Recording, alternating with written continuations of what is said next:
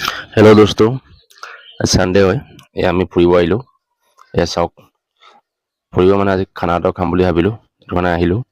নদীৰ কিনাৰে কিনাৰে গৈ আছো। এয়া চাওক কি ধুনীয়া প্লেচ। আৰু এয়া আপোনাৰ আমাৰ সন্মুখত আহি আছে আমিৰ খান। আৰু চাওক আমিৰ খান চাহাব বডি বিল্ডাৰ। আৰু এই আমাৰ সুন্দৰ জায়গায় পিকনিক প্লেচটো।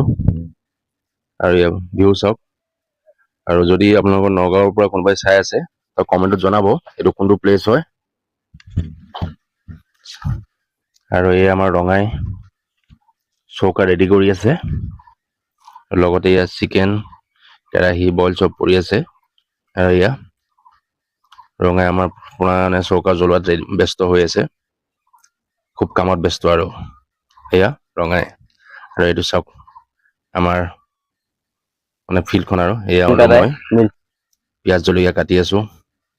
ৰঙাই বনোৱাত ৰেডি, মই কাটি দিলো। ৰঙাই পিঁয়াজ জলকীয়া ঢালি এতিয়া আপোনাৰ ইয়াত দি দিলে এইটো আদা নহৰু পেষ্ট, জলকীয়া গুড়ি।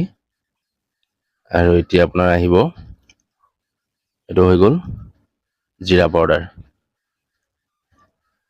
আৰু নেক্সট আহিব হালধি পাউডাৰ।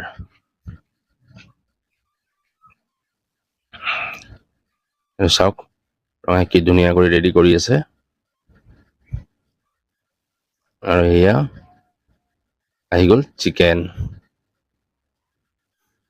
এইটো চিকেন হয়। আৰু এতিয়া ধুনীয়াকৈ মিক্সিং কৰা হ'ব। এয়া ৰঙাই বনত ব্যস্ত। তাৰ ওপৰত আহি গ'ল আলু, এইটো আলু। আৰু ইয়াত নিমখ, তাৰপিছত ঢালি দিয়া হ'ল পানী। আৰু এয়া আপোনাৰ ৰেডি কৰি আছে।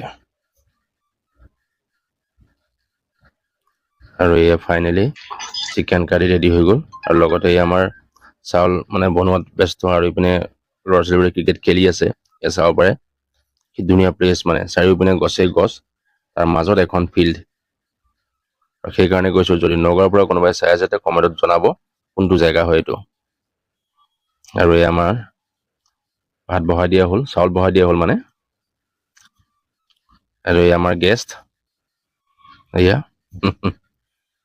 আৰু আমাৰ লগত হ'ব এটা চাটনি, বেঙেনাৰ চাটনি। আৰু এই আপোনাৰ বেঙেনা চাটনি ৰেডি কৰি ৰখা হৈছে। এয়া চাওক। আৰু ৰঙাই টেষ্ট কৰিব দিয়া হ'ব এতিয়া। এয়া ৰঙাই টেষ্ট কৰি আছে, কেনেকুৱা হয় ৰঙাই সুধিব লাগিব। আৰু তাৰ মানে কি হ'ল, আমাৰ আজি আপোনাৰ মাংসটো আধাই খাই চেচ হৈ গ'ল। সেইটো কাৰণে লাষ্ট টাইম আপোনাৰ ভাত আৰু মাংস মিক্স কৰি দিলোঁ, আৰু লগত চাটনি। আজিৰ ভিডিঅ'টো ইমানতে সমাপ্ত।